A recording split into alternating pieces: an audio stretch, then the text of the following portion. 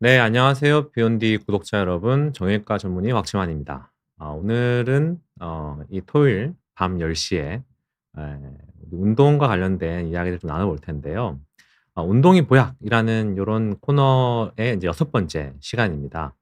운동에 관련된 여러 가지 정보, 이점, 그리고 어떻게 하면 실제로 우리가 안전하게 운동할 수 있는지 이런 것들을 지금 좀 다뤄보고 있는데요.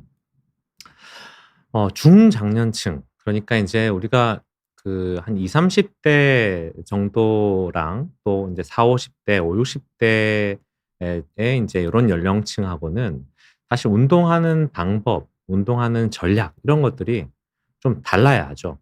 왜 그런가 이런 것들을 오늘 좀 알아보고요. 실제로 뭐 운동을 인제 시작하시는 분들, 그리고 인제 운동을 계획하시는 분들뿐 아니고 운동을 하시는 분들도 혹시나 내가 지금 하고 있는 운동의 전략이 좀 어땠는지 좀 점검해 보는 그런 시간이었으면 좋겠습니다. 굉장히 유명한 그래프고, 제가 지난번 인제 항노화 운동법 요런 것들을 인제 이야기하면서 이야기했던 이야기인데, 예전에는 우리가 뭐 나이가 들어가면서 인제 우리 몸이 자꾸 인제 노화의 과정을 거치잖아요. 그래서 인제 나이가 들어가면서 쪼끔씩 이렇게 점차적으로 나이가 들어가고 노화를 겪는다, 이렇게 생각을 했었는데, 최근에 우리가 알려진 거는 그런 게 아니고 실제로 인제 노화가 급격하게 진행되는 한 3 번의 시기가 있다. 그래서 인제 우리가 이거를 "노화의 파도다." 뭐 이렇게 얘기를 하고요. 지금 보시면 그래프 보시는 것처럼 뭐 한 30대 중반, 여기가 그냥 첫 번째 파도를 지나가는 거고, 한 60대 때 또 한번 오고, 그리고 인제 70대 중후반 이렇게 넘어가면서 세 번째 이제 큰 파도가 오는데, 요런 파도를 인제 우리가 잘 못 넘으면 병을 얻거나 인제 크게 뭐 또 다칠 수 있는, 또 이렇게 건강 상태가 안 좋아질 수 있는 그런 '변곡점이 된다.' 이렇게 생각을 해야겠습니다. 그러면 인제 사실 이런 노화의 파도를 어떻게 우리가 안전하게 넘을 거냐, 여러분들 떠오르는 거 있으세요? 여러 가지? 그중에서 뭐 가장 우리가 많이 듣고 또 인제 또 실천할 수 있는 것이 운동이죠.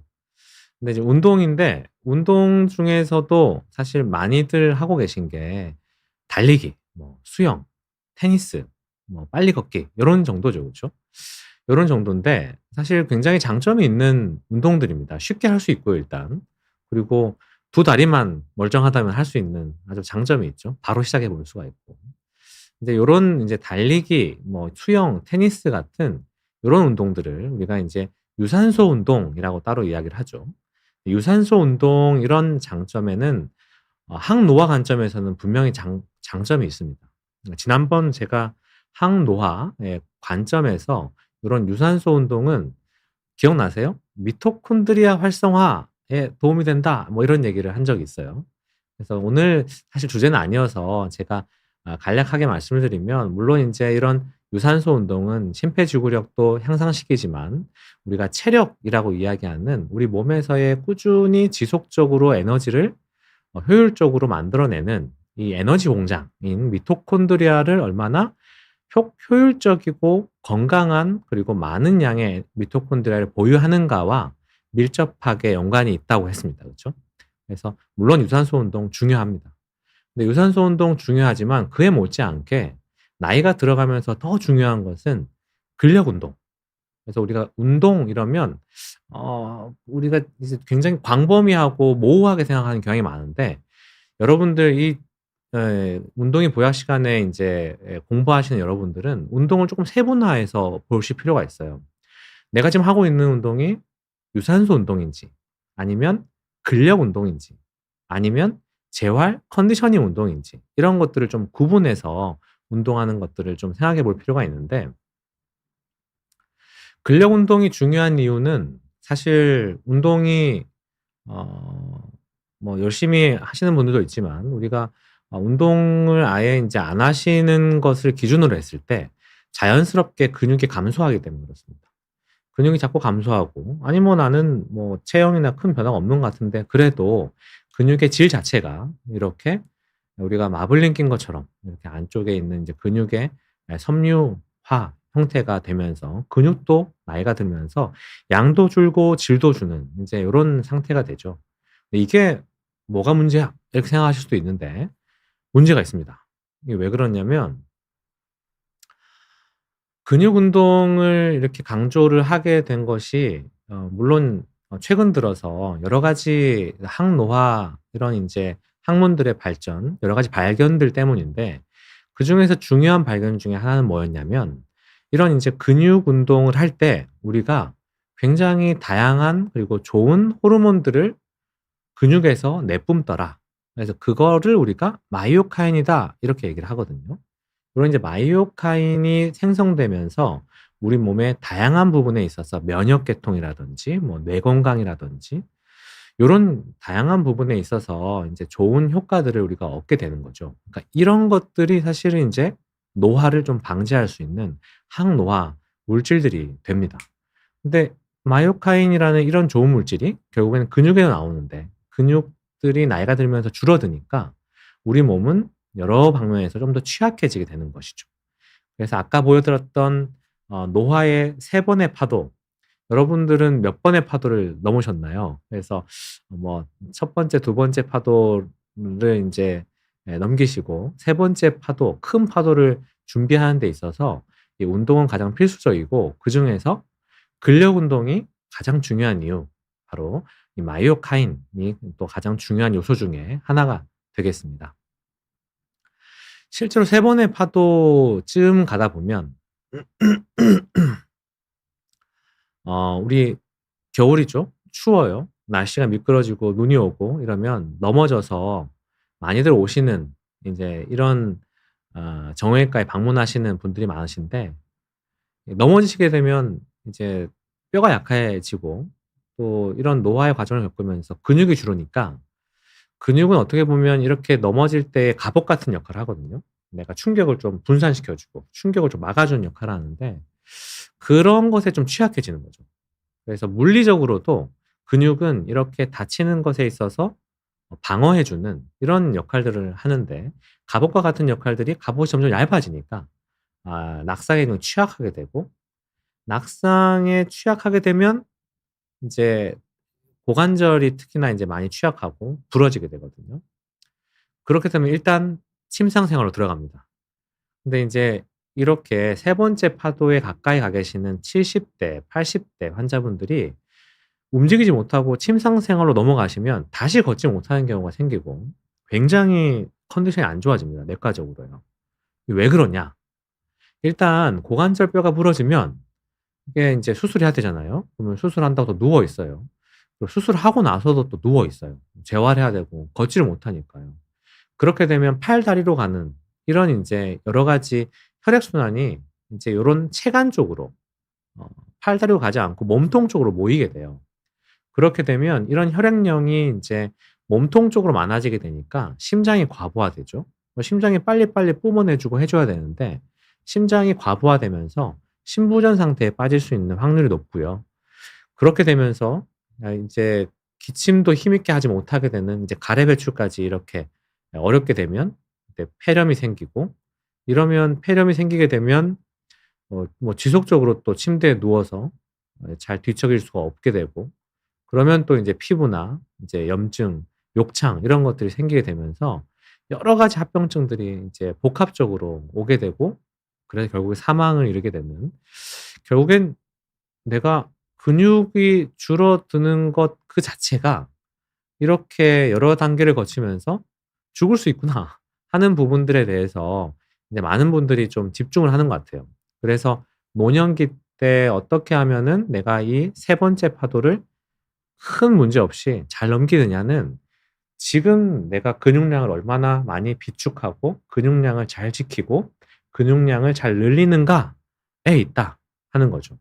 지금의 건강 그리고 뭐 항노화 관점에서도 아주 중요하지만 이 세 번째 파도를 잘 못 넘기면 우리가 사망에 이르게 될 수도 있으니까 이것을 어떻게 우리가 잘 극복하느냐의 관점에서도 굉장히 중요한 일이라고 하겠습니다. 그러니까 이제 우리나라에서도 정부에서도 사실 많은 돈을 들여서 문화체육부라든지 질병관리청 뭐 지자체, 뭐 서울시 할 것 없이 어떻게 하면은 이 우리 국민들을 근력 운동으로 이끌까에 굉장히 많은 포커스를 가지고 있습니다. 그래서 많은 연구비 그리고 많은 인제 자본이 투여돼서 이 근력 운동을 어떻게 하면은 인제 할 수 있고 꾸준히 할 수 있게 만들 건가에 굉장히 많은 노력을 들이고 있거든요. 여러분 다들 근력 운동을 한 번쯤은 해 보셨을 거죠. 그쵸? 그래서 지금 이제 채팅창에 많이 인제 글을 올려주고 계시는데 제가 요거 한번 모아서 이야기를 한번 드리겠습니다. 그래서 저희 운동이 보약 시간에 자주 오시는 우리 전진혜 님, 저 얘기도 제가 오늘 이따가 좀 드리려고 그러고요. 그리고 저탄고지 님 질문도 중요하고 크림 파스타 님 질문도 중요하거든요. 제가 이따가 한번 모아서 이야기를 한번 같이 드려 보도록 하겠습니다. 그 이야기 주제에 맞춰서 제가 이야기 드릴 만한 부분이 있을 것 같아요. 여러분 보시면서 좀 궁금하시거나 꼭 사실 뭐 근력 운동에 관련된 거 아니어도 됩니다. 그래서 편하게 이렇게 질문을 남겨 주시면 제가 그 상황에 맞춰서 한번 이야기 좀 드리도록 할게요. 어쨌든 근력 운동을 해야 되면은 뭔가 집에서 하기는 좀 어려울 것 같고 '어딜 가야 되겠다.' 뭐 이렇게 생각할 수도 있죠. 근데 실제로 굉장히 꼭 헬스장이 아니더라도 우리 여기 잘 찾아보신 적 없으실 텐데 우리 동네 체육시설이라고 찾아보시면 각 지자체마다 생활체육 포털 이래 가지고 거의 지금 서울시만 해도 거의 1,000개 가까운 체육시설들을 가지고 있습니다, 우리가. 우리가 마음만 먹으면 장소가 크게 문제는 되지 않고요. 이 우리 동네 체육시설은 사실 지자체가 직간접적으로 인제 운영하는 시설들을 나열해 놨는데 사실 인제 우리가 그냥 일반적인 헬스장이라고 해도 집 주변에 얼마나 많아요. 그리고 요즘 뭐 아파트 안에 체육시설 기본적으로 있는 데가 참 많으니까 장소는 사실 그렇게 문제가 되지 않는 것 같아요. 그래서 찾아서 인제 이렇게 운동을 하시면 '아 그래 인제 운동해야 되는 게 중요하다.'고 인제 들었어요. 그래서 인제 체육 시설에 간다거나 인제 헬스장에 가시면 아주 높은 확률로 운동에 대해서 이제 열심히 뭔가 공부를 따로 하지 않거나 전략을 세우지 않으시면은 그냥 가장 만만한 게 러닝이잖아요. 달리기 하는 거. 뭐 달리기 쪼끔 하다가 땀이 나요. 힘들어요. 그러면 거꾸리 쪼끔 하다가 그쵸? 아유 허리 좀 시원하고 혈액순환 되는 것 같고 이러다가 인제 좀 '몸 좀 풀어야지.' 해서 돌돌이에 인제 스트레칭하고 이러고 인제 집에 가시는데 이러면 사실 근력 운동을 전혀 못 하신 거예요. 시간은 뭐 1 시간, 2 시간 썼을지 모르겠지만 물론 이제 유산소 운동이 좀 일부 됐을 수는 있겠지만은 요런 형태로는 운동하시면 사실 근력 운동 아까 말씀드렸던 근육량을 올리는 데는 크게 도움이 되기는 좀 어려워요. 그러니까 전략이 필요하죠. 오늘 고 얘기를 쪼끔 드려 보도록 하겠습니다. 준비되셨죠? 네. 중장년층 근력 운동 전략 첫 번째. 예. 빠밤 이런 거 해야 될 것 같은데. 예. 근육 성장의 원리를 이해하라. '아 뭐지?' 이라고 이렇게 탁 이해가 안 될 수 있어요. 그쵸?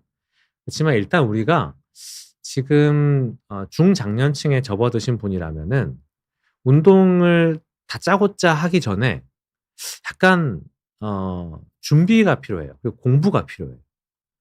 근육 성장이 왜냐면 예전처럼 잘 안 되거든요. 근육 운동이 잘 안 돼요. 왜 그러냐? 근육 운동을 예전처럼 열심히 하지만 예전에는 내가 몇 달 정도 이렇게 쫙 꾸준히 헬스장 가서 딱 몸 만들면 안에 어느 정도는 이렇게 거울에 비친 내 모습이 좀 만족스러운 상태가 됐는데 인제 안 된다는 거예요. 옛날이랑 좀 다른 거예요. 이런 거를 우리가 동화 저항이라 그래요. 근육을 만들고 어떤 세포를 합성하고 이런 작용들을 통틀어서 좀 유식한 말로 동화작용이라거든요. 근데 동화작용에 저항한다. 뭔가 근육을 만드는 거를 잘 못 만들게 된다. 이런 거를 우리가 동화 저항에 빠진다. 이런 거예요. 동화 저항에 빠지는 방법이 두 가지가 있는데 첫 번째가 나이가 드는 거, 두 번째가 비만입니다. 그래서 우리가 운동을 인제 시작할 때 내가 다른 일반 정상 범위에 있어서 BMI나 이런 것이 내가 좀 높고 조금 비만에 속해 있는다 한다 그러면 우선 내가 일단 나이가 벌써 들었기 때문에 동화저항, 근육이 잘 안 생기는 상황이 되는데 비만이다 그러면 여기에 더해져서 더 근육 만들기가 좀 어려워져요. 보통 이런 분들이라면은 우선은 전략을 유산소 운동 기반으로 그리고 식단 조절을 하면서 체중 조절을 먼저 하시는 것을 추천을 드립니다. 이것이 사실 관절의 건강에도 가장 기본이 되는 어 전략이거든요. 그래서 내가 좀 다른 사람보다 좀 비만이고 그렇다 그러면 일단은 체중 조절부터 먼저 하시는 것이 이 동화 저항을 극복하는 데 가장 중요한 일이 됩니다. 자 그러면 인제 내가 20-30 대에 비해서 근력이 잘 안 생기는 지금 상황이란 말이에요. 그러면 내가 내 나이를 되돌릴 수는 없는데 어떻게 해야 되냐. 다른 방법이 없습니다 이거는요. 이거는 근력 운동을 지속적으로 유지한다. 여기서 지속적이 중요해요.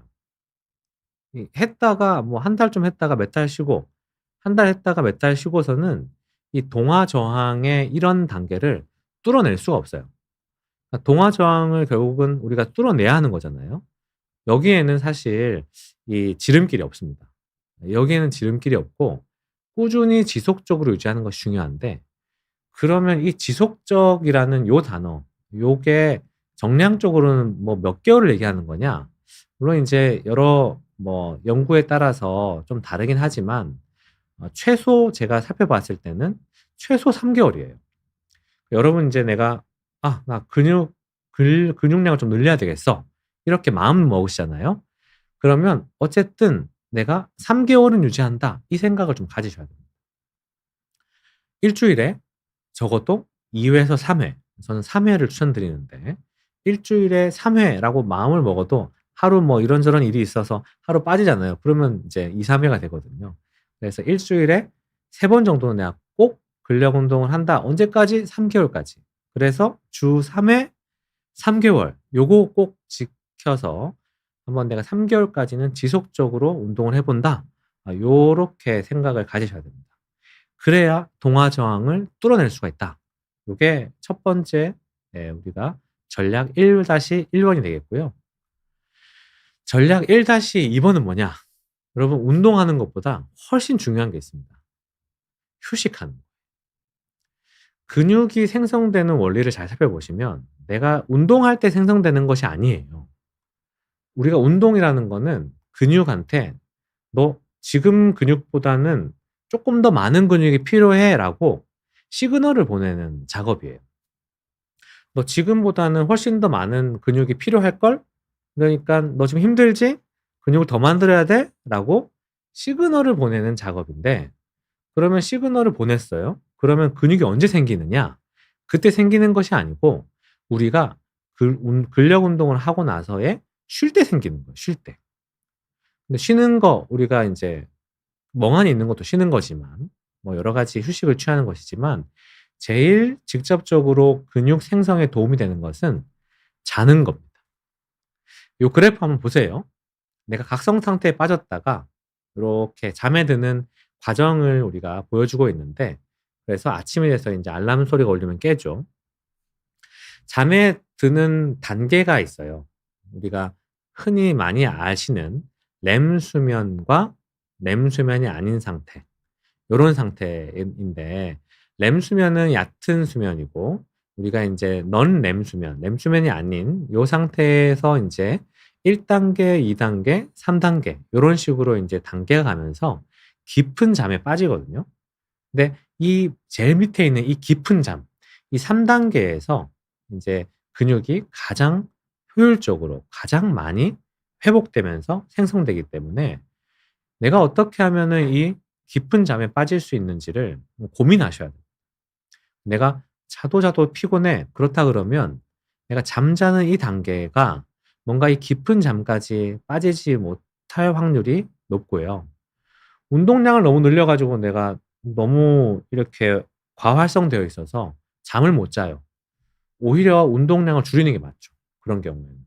근데 깊은 잠을 자는 것이 아주 중요한 부분의 하나고 근육이 이제 치유와 성장에 도움이 되는 이제 여분의 산소와 영양분을 이렇게 잠을 통해서 받아요. 그렇게 되면 우리 뇌에 있는 뇌하수체가 인간 성장 호르몬을 분비해서 조직 성장과 근육 수복을 일으켜요. 이렇게 되었을 때 근육에 새로운 세포가 생성이 되고 근육 조직이 보충이 되는 거예요. 운동하는 것도 엄청 중요하지만 휴식을 제대로 설계하는 게 정말 중요하고, 그중에서의 가장 중요한 거는 깊은 잠을 자고 있는지를 한번 따져보세요. 내가 깊은 잠을 자고 있는지 잘 모르겠죠? 잘 모르시면 그러면 병원에 가시면 우리가 하루 동안 이제 뇌파를 이렇게 모니터링하면서 자는 것을 이렇게 스크리닝하는 그런 검사들이 있습니다. 특히나 뭐 이비인후과, 수면 코골이 뭐 이런 것 이제 치료하시는 이비인후과나 또는 이제 정신건강의학과, 수면 장애 이런 진료를 보는 과에서 이런 검사들을 하거든요. 이런 검사를 한번 좀 받아보시는 것을 저는 추천드려요. 그래서 일생에 한 번은 받아보시는 것이 좋습니다. 운동을 지속적으로 3개월 이상 하는 거, 그리고 깊은 잠에 빠지는 것을 우리가 설계하는 것만큼 중요한 게 충분한 영양입니다. 충분한 영양 중에서 또 뭐가 중요하냐? 단백질이에요, 단백질. 나이가 들면서 단백질 흡수율이 떨어져요. 안타깝지만. 내가 똑같은 단백질을 먹어도 단백질을 흡수하는 그 능력이 좀 떨어지는 거지. 근데 이제 근력 운동을 해서 근육 생성되는 것도 동화 저항 때문에 떨어진다며. 근데 이 근육의 이 재료가 되는 단백질도 흡수가 잘 안 되는 거예요. 아주 더 어려워진 상황이죠. 그래서 보통은 건강한 사람이면, 뭐 젊은 사람이면 우리가 체중 1kg당 한 0.8g 정도면 된다 이러는데, 이 우리가 나이가 들어가는 이 중장년층에서는 거의 저항 훈련 받는 선수급으로 먹어야 돼요. 그러니까 한 체중 1kg당 거의 한 1.5g 정도 이렇게 설계해야 되면, 거의 성인 남성 같은 경우는 하루에 한 100g 정도를 먹어야 되거든요. 그러면 한 끼당 한 30g 정도를 나누어서 먹어야 돼요. 한 끼당 한 30g 정도 이렇게 나누어야 된다. 요런 형태로 운동을 하는 것과 더불어 단백질을 충분히 먹어야 된다. 이런 것도 전략이 좀 필요하거든요. 점점 갈수록 뭐 할 게 많아지죠. 그러니까 쉽지 않다는 얘기예요. 이, 이 음식 100g당 단백질 함량을 보면은 우리가 뭐 흔히 알고 있는 단백질과 이제 풍부한 음식들, 닭가슴살, 계란, 소고기, 뭐 새우, 참치, 연어, 오징어 이런 것들이 단백질이 아주 풍부한 이런 함량을 가지고 있습니다. 그래서 내 식단을 한번 보시고요. 요렇게 한번 설계를 해보시면 좋을 것 같습니다. 단백질의 얘기가 나와서 좀 질문이 좀 있었는데, 우리 기린이 님께서 단백질의 종류는 크게 관계없나요? 운동 직후 섭취가 중요하다고도 하는데, 우리가 이제 헬스 열풍이 우리나라에서 불면서, 특히나 코로나에서, 그쵸? 코로나 시기에 진짜 너도 나도 운동을 많이 했죠. 그때 엄청나게 성장한 시장이 이 단백질 파우더, 단백질 보충제 시장이에요. 근데 이제 우리가 중장년층에 이르면서 단순히 근육을 빠르게 올리는 것뿐만 아니고 근육을 건강하게 올리는 것이 중요하잖아요. 이제 그러려면 사실 이 근육의 이제 재료가 되는 아주 양질의 단백질을 섭취하는 게 중요합니다. 우리가 이제 시중에 나와 있는, 물론 다는 아니겠지만 시중에 나와 있는 단백질 파우더나 단백질 보충제는 대부분 이제 단백질을 많이 함유하도록 이렇게 정제해서 만들었지만 또 사실 맛있어야 되잖아요. 이게 맛이 없고 이렇게 좀 먹었는데 좀 질리거나 그러면 잘 안 팔릴 거 아니에요. 그러니까 거기에 꽤나 상당량의 당분과 첨가제들이 들어가 있어요. 이런 것들이 사실 우리 몸에 그렇게 좋은 물질들은 아니기 때문에 저는 가능하면 단백질의 종류는 우리가 일상적으로 자연식을 위주로 드시는 것을 추천드리고, 특히나 중장년층이시면 더요. 그리고 식물성 단백질도 그 단백질의 성분이 조금 다르기 때문에 식물성 단백질도 균형 있게 섭취하시는 걸 중요하고, 운동 직후 섭취를 굳이 할 필요는 없습니다. 이거는 인제 다소 좀 오해가 있을 수 있는데 내가 운동 열심히 하고 땀 흘리고 인제 근육에 펌핑이 딱 왔어요. 그러면 이때 탁 단백질을 먹으면 더 효율이 많을 것 같지만 사실 그렇지는 않습니다. 이제 오히려 이제 굉장히 많은 칼로리를 소모하면서 우리가 먹었던 인제 이런 단백질들이 이 에너지 대사로 이제 활용되는 경우가 많을 수 있기 때문에 꼭 내가 '운동 직후에 섭취해야지.'라는 강박은 굳이 갖지 않으셔도 될 것 같아요. 이야기가 나온 김에 여기 하이틴 님께서 또 질문하신 게 똑같이 운동을 안 하는 두 사람이 있다고 하면 혹시 하이틴 님 혹시 MBTI가 N이신가요? 이런 가정법을 많이 쓰시는 분들이 약간 이제 N 성향이 있다고 하던데. "체중이 더 많이 나가는 사람이 하체 근육이 더 많나요?" 이런 얘기 하시죠. 그러니까 운동을 안 하는 사람인데 실제로 이 체중에 따라서 근육량이 다르냐? 그거는 사실 "반드시 이렇다."라고 하기는 좀 어려운데 이 경험상 살펴봤을 때에는 근육량 저기 몸무게가 많이 나가면은요. 우리 몸무게를 어쨌든 간에 움직여 내야 되는 그 엔진이 사실 근육이잖아요.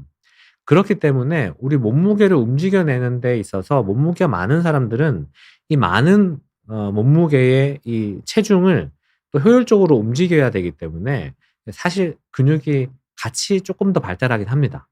근데 운동을 하는 사람하고는 좀 다르겠죠. 근데 하이틴 님께서 궁금하신 내용은 체중 운동을 안 하는 똑같은 두 사람이 있는데 체중이 쪼금 더 많이 나가면은 그 사람의 근육이 더 많을 거냐? 비율은 모르겠습니다. 근데 비율은 모르겠지만 근육량의 절대적인 근육량은 쪼금 더 많을 수 있을 것 같습니다. 네. 전진우 님 네 살이 잘 안 빠진다고 인제 푸념하시는데 요거는 인제 우리가 차츰차츰 이야기를 좀 해 보도록 할게요. 네. 자 그래서 뭐 종합을 하면 적절한 저항성 운동과 단백질이 함께 있어야 하는 것이고 혹시나 요거 보시고 '그래 역시 단백질을 내가 충분히 못 먹어서 그래.' 그래서 운동 없이 단백질만으로는 근육 키우기가 쪼끔 어렵습니다. 네 고것을 잘 이해하시면 되겠습니다. 네 요게 인제 전략 1 번이죠. 전략 1 번이 뭐였죠?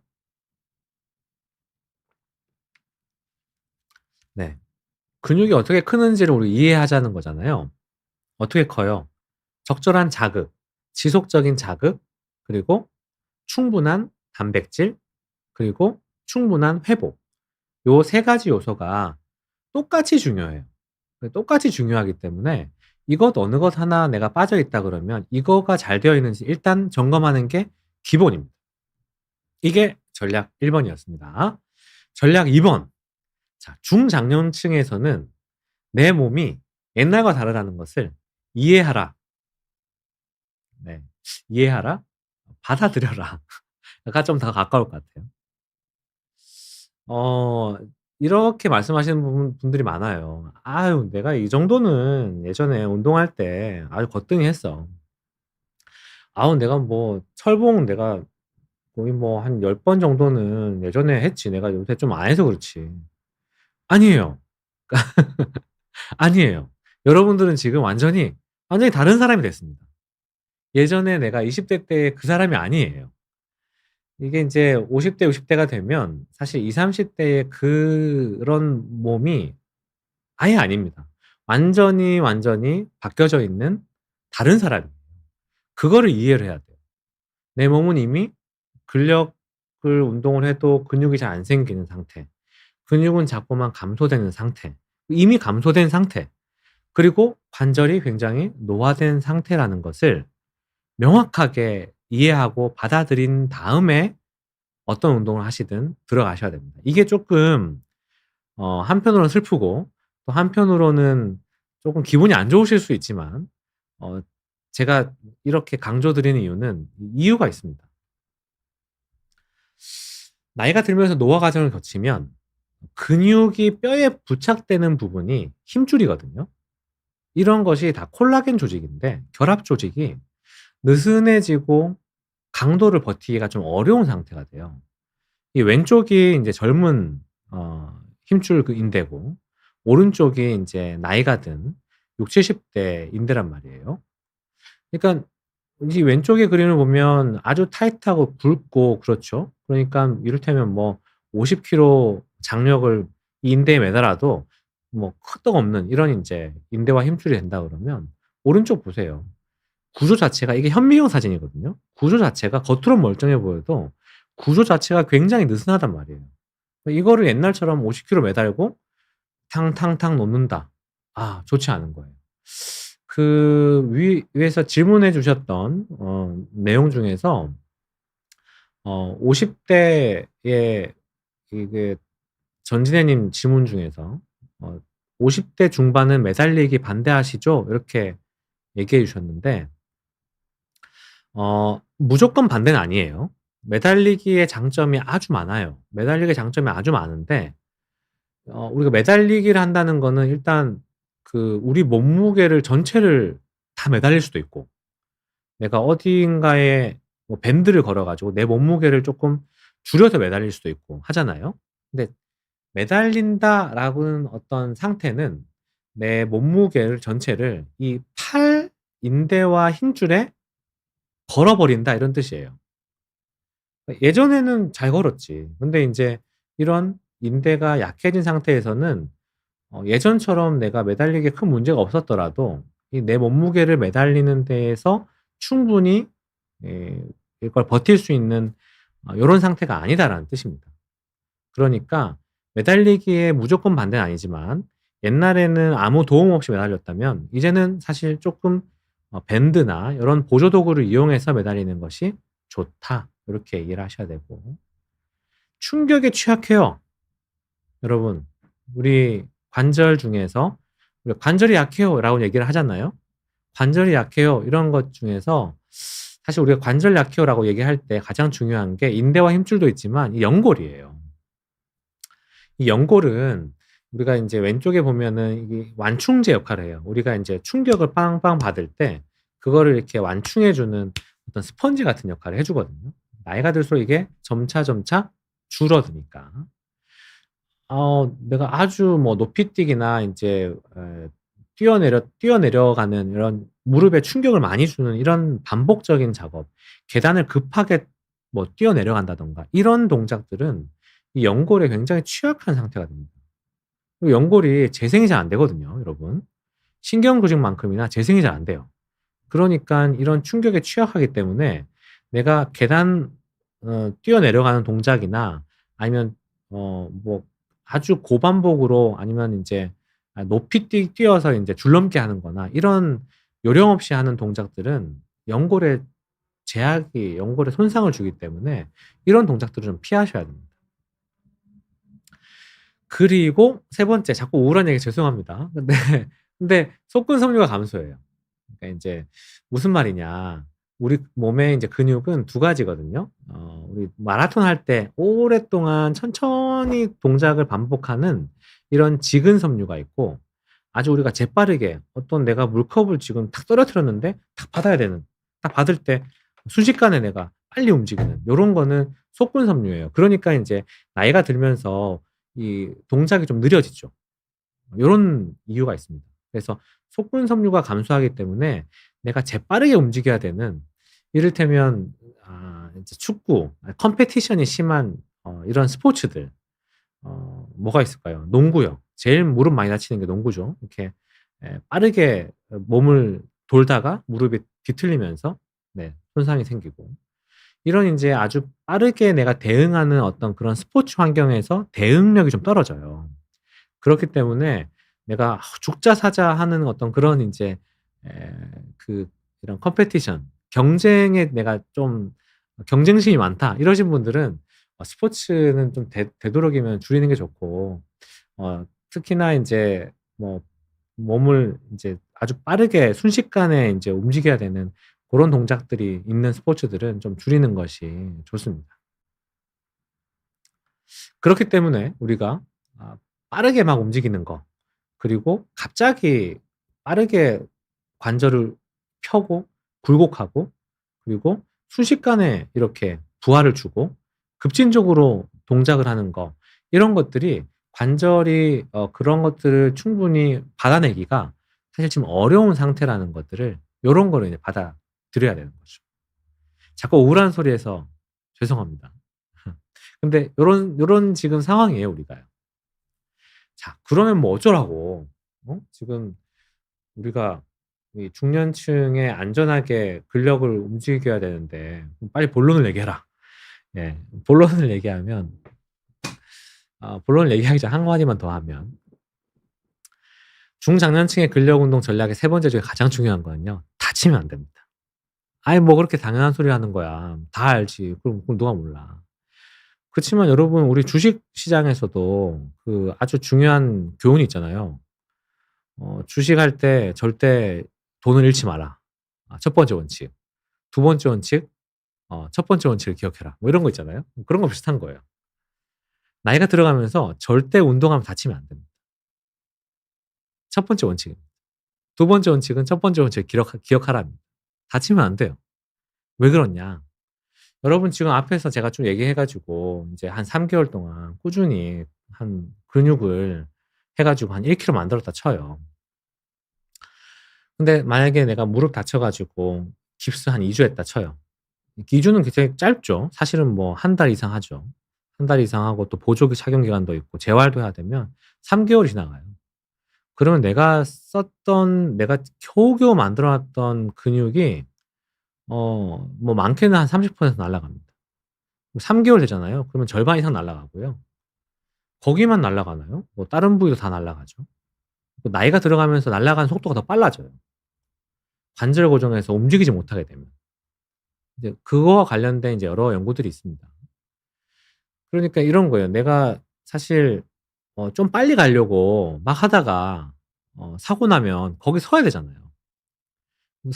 서면은 내가 원래 10분 빨리 가려다가 거기 사고 나서 서게 되면은 아예 못 가게 되는 상황이 생기니까. 젊을 때는 그래도 다치어서 인제 회복되는 게 빠르고요. 근육의 손실도 좀 적고요. 근육을 회복하는 것이 굉장히 빨라요. 뭐 쉽게 회복하는 거지. 근데 근육은 나이가 들어가면서 생기기도 어렵고 이게 관절 고정해 가지고 다치게 되면 근육을 잃어버리는 이런 속도가 굉장히 빠르기 때문에 절대 다치면 안 됩니다. 자, 그럼 본론을 얘기해 보면 첫 번째, 여러분 어딘가 지금 아프세요? 지금 아프다고 하시는 분 몇 분 계시는데 어디가 아픈지를 좀 예민하게 생각하셔야 돼요, 운동할 때는. 그래서 내가 허리가 아프다, 아니면 목, 어깨가 아프다, 무릎이 아프다 이럴 때 그냥 지나치시면 안 돼요. 내가 어디가 아픈지를 꼼꼼하게 한번 찾아보고 공부해 보고 또 한번 진료도 받아 보고 그런 다음에 운동을 내가 지속할 수 있는지를 점검하는 단계를 꼭 거치셔야 돼요. 생각보다 이거 잘 안 돼요. 생각보다 이거 잘 못하세요. 아니 나 그래도 옛날에 좀 운동 열심히 했기 때문에 괜찮아요. 이 정도는 뭐 나 옛날에 이 정도는 아프지만 했어. 괜찮아. 남자분들 이런 분들 많거든요. 완전히 다르다니까요. 우리 몸은 완전히 달라요. 옛날 생각하시고 그렇게 하시면은 절대로 안 된다. 자, 첫 번째. 이제 중장년층이 되시면 상체보다는 하체나 코어 운동에 사실 거의 집중 투자하셔야 됩니다. 우리가 뭐 이 젊을 때는 좀 보여지는 게 중요하잖아요. 그러니까 미용적인 근육 운동이 중요했다면 중장년층에서는 생존이에요. 여러분 생존 근육은요. 사실 이런 보여지는 근육보다는 안 보여지는 근육이 훨씬 많아요. 관절을 잡고 있는 작은 근육들, 그리고 코어를 잡고 있는 이 체간 근육들, 그리고 큰 근육, 엉덩이 근육, 허벅지 근육 이런 거예요. 아니 기왕치사 운동하는데 큰 근육을 움직여서 큰 근육을 조금 더 키우면 그 볼륨이 훨씬 큰 거잖아요. 근데 이 전완근, 팔뚝이 좀 멋있게 보고 싶어. 전완근은 그렇게 한다 그래도 그 부피나 볼륨이 허벅지나 엉덩이에 비해서 한 절반도 안 되는 거지. 그러니까 큰 근육들이 어디에 있는지를 보고 큰 근육들과 이 코어 운동들에 집중하셔야 돼요. 그리고 상체 운동을 처음에 인제 많이 시작하거든요. '아 나 인제 근육 운동 해야지. 인제 나 헬스장 가야지.' 이러면 인제 딱 뭐예요? 딱 가면 인제 아령부터 들고 이러시죠. 안 됩니다. 이게 힘줄과 인대 중에서 사실 하체보다는 상체의 인대와 힘줄이 훨씬 더 혹사를 많이 당했어요. 중장년층. 여러분 열심히 일하셨잖아요. 20-30대, 30-40대, 40-50대를 겪으면서 얼마나 많이 일하셨어요. 그러니까 일하는 것이 대부분 우리가 손을 쓰고 팔을 쓰고 어깨를 쓰고 팔꿈치를 썼기 때문에 이미 굉장히 많이 이 지쳐 있는 힘줄과 인대들이란 말이에요. 근데 거기서 내가 이제 근력 운동하겠다고 상체 운동부터 드립다 하잖아요. 그러면 얘네들이 쉽게 탈나죠. 마음은 이해하겠으나 하지만 답답하셔도 하체 운동부터 먼저 하시는 게 아주, 아주 중요한 전략입니다. 코어 운동은 말할 것도 없죠. 허리 운동하는 거. 그러면 좋아. 하체 운동, 코어 운동 알겠어. 뭐 많이 들었던 거고 모르는 거 아니잖아요. 근데 어떻게 하느냐가 중요하지. 어떻게 하느냐. 자, 안전한 점진적 과부하라는 단어를 오늘 조금 기억하셔야 됩니다. 요게 사실 뭐 핵심일 수도 있을 것 같은데. 영어로는 뭐 프로그레시브 오버로딩 이러는데 점진적으로 부하를 늘려나가야 된다 이런 뜻이에요. 아니 뭐 당연한 말 아니야? 그러면 뭐 당연히 내가 뭐 50kg를 갑자기 드나 뭐 10kg 들었다가 이제 좀 익숙해지면 20kg 들고 그러면 30kg 들어가는데 근데 그렇게 간단하지 않아요, 여러분. 그렇게 간단하지 않습니다. 점진적 과부하라는 단어 안에는 이런 6가지의 기본적인 요런 요소들이 있어요. 우리가 처음에 똑같은 운동을 한다고 쳐요. 우리가 인제 뭐 가슴 운동 많이들 아시는 벤치프레스를 한다고 쳐요. 그러면 일단 첫 번째 운동을 하지 않는 고 시간에 바른 자세를 유지하려고 쪼끔 더 노력하는 것도 점진적 과부하에 들어가요. 무슨 소리야? 왜냐하면 아까 얘기했잖아요. 체간을 안정화시키고 내 견갑골 주변의 근육을 단단하게 만드는 요런 자극을 계속 주게 되거든요. 그렇게 신경을 안 썼다면 그런 신경을 쪼금 더 쓰는 거예요. 그리고 쉬는 시간을 줄여요. 내가 운동하고 한 타임 끝냈어요. 10번 반복했어요. 15번 반복했어요. 그런 다음에 1-2분 쉬었다면 30초에서 1 분으로 줄이는 거예요. 요것도 과부하에 하나 들어가요. 그리고 관절 범위의 증가예요. 이렇게 내려가는 게 여기서 까짝까짝 했으면 쪼끔 더 내려갔다가 올라가고 더 내려갔다가 쭉 펴고 관절의 범위가 증가되는 것도 과부하예요. 그리고 내가 밀 때 힘을 쓴다고 생각하지만 사실은 이 내려올 때도 힘 주면서 내려올 수 있어요. 그냥 팍 놓는 것이 아니고 내려올 때도 천천히 이걸 우리가 신전성 수축 훈련이다 이래요. 내려올 때도 천천히 내려오는 거. 이 동작을 하는 것도 과부하에 속해요. 이런 다음에 비로소 우리가 알고 있는 반복 횟수를 늘리는 거. 10번 정도 했으면 15번, 15번 했으면 20번. 마지막 단계에서 무게를 늘리는 겁니다, 여러분.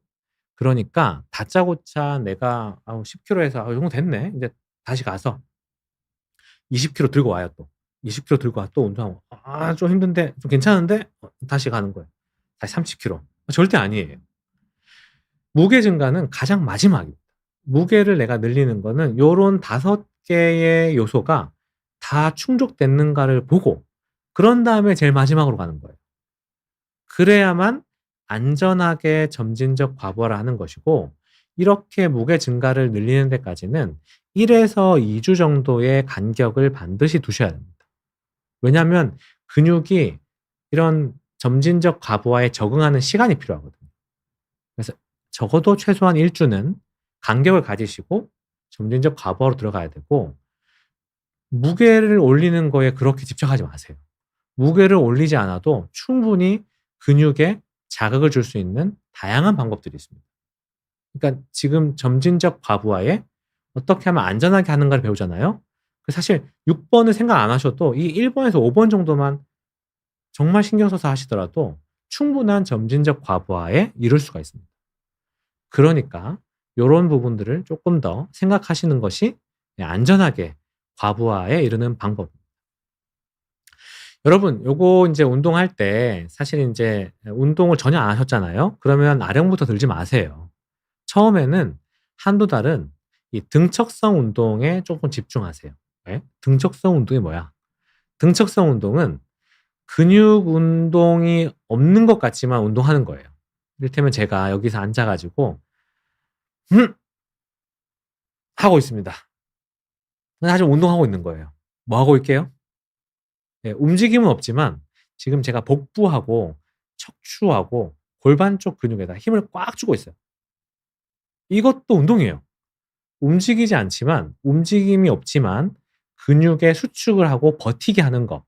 이거를 우리가 아이소메트릭 exercise 등척성 운동이라고 그래요.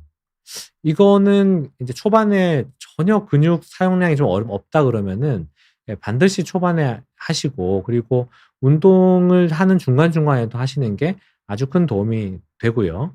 특히나 이제 뭐 필라테스, 요가 이런 운동들이 이런 등척성 운동의 동작을 많이 포함하고 있으니까 그렇게 한번 도전해 보셔도 좋을 것 같고, 운동을 전혀 모르시잖아요. 저는 뭐 PT 받는 거, 그러니까 이제 트레이너 분께 아주 모르신다 그러면은 적어도 3개월 정도는 꼭 꾸준히 받으시는 걸 추천드립니다.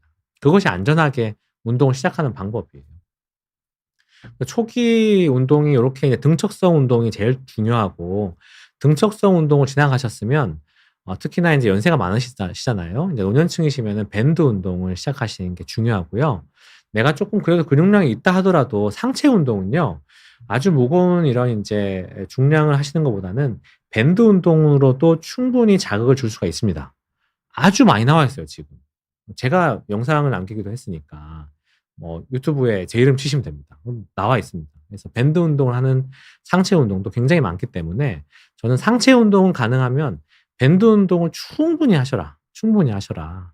밴드 운동으로도 하체 운동도 할 수가 있거든요. 그러니까 내가 운동에 아직은 익숙하지 않아. 그렇다 그러면 첫 번째 등척성 운동, 그리고 밴드 운동, 그리고 운동을 배우시는 거. 요것이 중요하고요. 그리고 요렇게 운동을 하시면서 뭔가 강도를 높여야 할 때는 점진적인 과부하 운동을 하되, 점진적인 과부하 운동은 앞서서 말씀드렸던 이런 무게를 올리는 거는 가장 나중에 하는 것이다. 이렇게 이해를 하시면 되겠습니다. 조금 이해가 되셨나요? 네. 제가 인제 질문들이 조금 쌓여 있어서 조금 인제 이야기를 좀 해 보려고 해요. 우리 아톰님, 네, 아톰님, 근육을 쓰면 찢어지고 그래서 더 강해진다고 들었는데 이게 젊을 때만 해당되는 건가요? 중년 이후로도 근육이 찢어지고 강해지는 건 동일한데 그 정도가 약해지는 것인지요? 네, 아톰님, 우리가 앞에서 배운 겁니다. 이따가 이 영상 다시 한번 보세요. 앞에서 우리가 왜 근육이 잘 이제 젊을 때 비교해서 잘 안 생기냐? 이 동화 저항이라고 그랬어요. 나이가 들면서 근육을 만들어내는 능력이 좀 떨어집니다. 능력을 떨어져서 똑같은 기전으로 우리가 진행을 하더라도 그것이 옛날에는 100 정도 만들었으면 이제는 60, 70 요 정도밖에 못 만드는 요런 상태, 요런 거를 우리가 동화 저항이라고 하는 거죠. 그리고 우리 민뚜님께서 얘기해 주신 거는 인대와 힘줄이 다치게 되면 콜라겐 주사를 맞으면 좋아지나요? 요건 조금 인제 학술적인 얘기인데, 인대와 힘줄이 다치게 된 상태면은 일단은 1 차적으로 내 몸이 이거를 회복하는 시기를 좀 겪어야 돼요. 콜라겐 주사는 우리가 뭐 수술할 때나 병원에 가면 좀 맞게 되는데요. 물론 인제 학술적인 근거가 있습니다. 학술적인 근거가 있지만 이 콜라겐 주사 자체가 힘줄로 변환된다기보다는 콜라겐 주사가 인제 인대와 힘줄이 생성될 때 그 아주 좋은 환경을 만들어 주는데 역할을 해요. 그러니까 다시 원래 상태로 좋아지느냐는 아니지만 이게 다친 후에 회복하는 데 있어서 좋은 환경을 만들어 주는 데 있어서 도움이 되는 것 같습니다. 네. 그리고 인제 채팅창에 인제 쪼끔 인제 올라가서 보면은 네, 저탄고지님, 우리 다른 근육보다는 허벅지 근육 같은 하체 운동은 운동을 덜 해도 금방 줄어들지 않는다고 하는데 맞나요? 아, 그 하체 운동을 우리가 해야 되는 것이 큰 근육들을 인제 성장시키면 이 큰 근육들이 우리가 근육이 성장될 때 작은 근육이 성장하는 것보다 성장 비율이 좀 더 크기 때문에 그런 것이거든요. 근데 이게 근육에 비해서 금방 줄어들지 않는다 하는 것은 조금 이게 논란의 여지는 좀 있을 것 같습니다. 이게 딱 그렇다라고 보기는 어렵고, 하지만 인제 근육량 자체가 크기 때문에 이게 쪼끔만 줄어들어도 좀 많이 빠지는 인제 그런 비율로 봤을 때는 오히려 더 많이 빠지는 요런 상태가 될 수도 있지 않을까? 근데 이게 하체 근육이라고 그래서 상체 근육에 비해서 더 빨리 빠진다든지 그런 건 아닙니다. 이 근육의 크기 때문에 그런 거죠. 근육의 크기 때문에 예 키우면 쪼끔 더 비율상 더 커지고요. 그러니까 손가락 근육 운동하는 것보다는 허벅지 근육 운동하는 게 낫잖아요. 그런 측면에서 생각을 해 보는 것이 좋겠습니다. 네. 어르신들이 저 동동이 님께서 얘기해 주신 거 보면은 단백질 보충제나 영양제 없이도 운동만으로 중년 이후에 근육 증가가 실제로 가능한가요? 동동이 님, 우리가 전략 중에 첫 번째 전략 뭐라 그랬죠? 우리가 근육이 생성되는 것을 이해하자. 그러니까 근육의 자극, 이건 운동이죠. 그리고 보충하는 거, 영양, 그리고 회복하는 거, 충분한 휴식, 그리고 자는 것. 요 세 가지가 동일하게 중요합니다. 그러니까 굳이 꼭 단백질 보충제나 영양제일 필요는 없어요. 단백질 보충제, 영양제일 필요는 없고 단백질이 풍부한 식단이 있는가를 점검해 보는 게 중요하죠. 그래서 우리가 식단의 조절만으로도 충분한 단백질을 섭취할 수도 있습니다. 그래서 인제 운동을 하는 것, 쉬는 것, 그리고 단백질이 풍부한 식단을 가져가는 것, 요 세 가지가 동일하게 중요하다. 요렇게 생각하시면 되겠습니다. 어르신들이 하기에 어떤 운동 습관이 위험한가요? 러브스토리 님, 이제 좀 아시겠죠? 제가 쭉 얘기 드렸죠? 그래서 어르신들이 요런 전략 없이 운동하는 것이 위험하죠. 인제 어떤 요런 공부나 어떤 내 상태나 어떤 인제 요런 것들을 충분히 숙지하지 못하고 남들이 하라고 한다고 해서 하는 게 제일 위험합니다. 남들이 이거 하라고 하니까 "이거 좋다던데?" 이 운동이 제일 위험해요. 그래서 어떤 유튜브 보니까 "이런 거 하래." 그러니까 이게 위험한 겁니다. 오늘 제가 말씀드린 이 내용을 한 번 더 찬찬히 들어보시고, 이게 왜냐하면 처음 들어서는 머릿속에 탁탁 박히기가 어렵거든요. 그래서 한 번 더 들어보시면서 우리가 인제 중장년층, 노년층 시기에 접어들었을 때 어떻게 다치지 않고 근육을 효과적으로 만들 수 있는지 요런 전략들을 가져가시기를 바랍니다. 여러분, 이제 시간이 많이 돼서요, 제가 여기까지 말씀드리고요. 또 우리가 운동이 보약, 또 다음 시간에 못 했던 이야기들을 나눠서 인제 진행해 보도록 하겠습니다. 여러분, 오늘 늦은 시간까지 시청해 주셔서 감사합니다. 고맙습니다.